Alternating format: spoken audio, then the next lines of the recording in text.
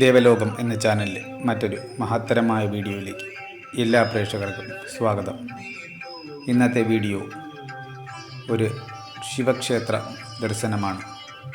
തിരുവനന്തപുരം നഗരത്തിനുള്ളിലുള്ള കരമന തളിയൽ എന്ന സ്ഥലത്തെ ശ്രീ മഹാദേവ ക്ഷേത്രം, മേജർ തളിയൽ ശ്രീ മഹാദേവ ക്ഷേത്രമെന്നാണ് ഈ ക്ഷേത്രം അറിയപ്പെടുന്നത്.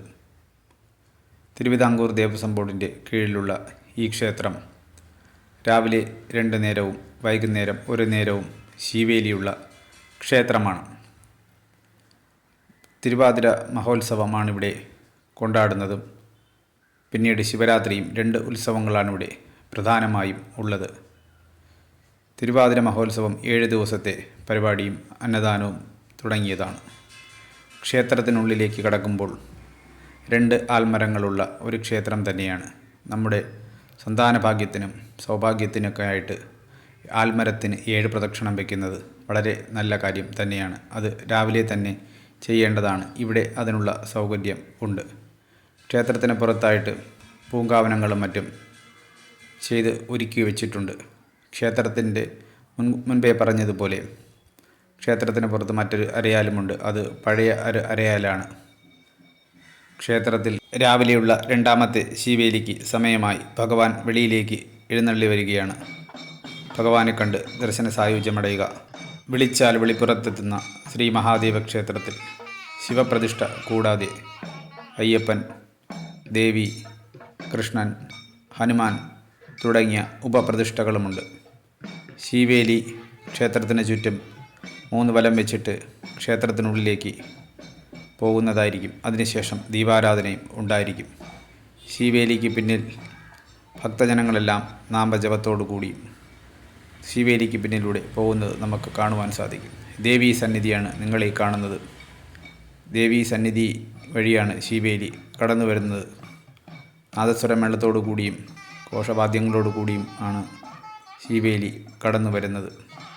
ചുട്ടുപൊള്ളുന്ന വെയിലിനെയും അവഗണിച്ചിട്ട് ഭഗവാനെ തലയിലേറ്റി ശീവേലി മുടങ്ങാതെ നടന്നു വരുന്നു.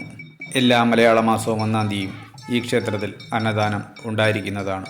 അതുകൂടാതെ പ്രദോഷ ദിവസങ്ങളിൽ വൈകുന്നേരം പ്രദോഷ സന്ധ്യാ ദീപാരാധനയ്ക്ക് ശേഷവും അന്നദാനം നൽകുന്നതായിരിക്കും. അത് ഇവിടെ ചിട്ടയായി നടക്കുന്ന കാര്യം തന്നെയാണ്. ഭക്തജനങ്ങൾക്കെല്ലാവർക്കും ദർശന സായുജ്യത്തിനായിട്ട് ശ്രീ ഭഗവാന്റെ സന്നിധിയിൽ വന്ന് നമസ്കരിക്കേണ്ടതാണ്. ബലിക്കല്ലുകളിൽ ഹവിസ് തൂവിയ ശേഷം പൂജ നടത്തിയാണ് ക്ഷേത്ര മേൽശാന്തി ഉള്ളിലേക്ക് പോയി ദീപാരാധന നടത്തുന്നത്. നമുക്ക് ആ ദൃശ്യങ്ങൾ ഇവിടെ കാണുവാൻ സാധിക്കും. അതിനടുത്ത് കാണുന്ന ഒരു പ്രതിഷ്ഠയാണ് ശ്രീ ഹനുമാൻ്റെ പ്രതിഷ്ഠ. അവിടെയും ദീപാരാധന രാവിലെയും വൈകുന്നേരവും ഉണ്ടായിരിക്കുന്നതാണ്. ഈ ക്ഷേത്രത്തിലെ 2025 ഉത്സവ മഹാമഹ തീയതികൾ കൂടി ഞാനിവിടെ സൂചിപ്പിക്കാം. 2025 ജനുവരി 31 മുതൽ 2025 ഫെബ്രുവരി 7 വരെ 7 ദിവസത്തെ വിവിധ കലാപരിപാടികളോടുകൂടിയും പൂജയോടും കൂടിയാണ് ഈ ക്ഷേത്രത്തിലെ ഉത്സവ മഹാമഹം നടന്നു വരുന്നത്.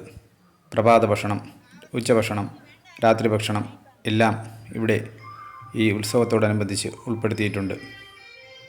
ക്ഷേത്രത്തിലേക്ക് എല്ലാ വഴിപാടുകളും രസീത് മുഖാന്തരം ആയതിനാൽ ക്ഷേത്രത്തിൻ്റെ ദേവസ്വം ബോർഡ് ഓഫീസിൽ നമുക്ക് ഇവിടെ കാണുവാൻ സാധിക്കും.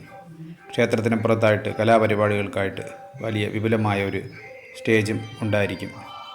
ഈ കാണുന്നത് ക്ഷേത്രത്തിൻ്റെ പടിഞ്ഞാറ് ഭാഗത്തെ, അതായത് തളിയിൽ റോഡിലുള്ള കവാടമാണ്.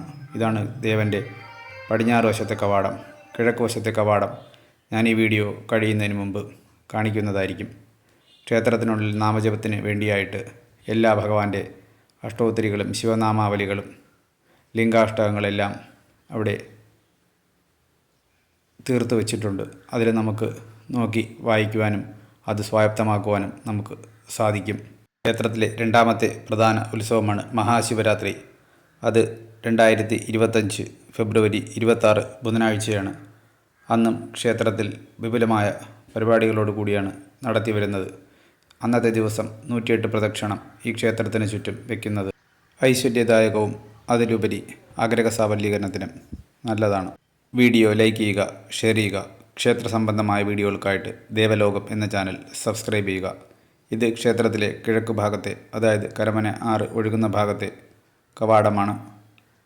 ഇവിടെയാണ് ഭഗവാന്റെ ആറാട്ടുത്സവം നടന്നു വരുന്നത്.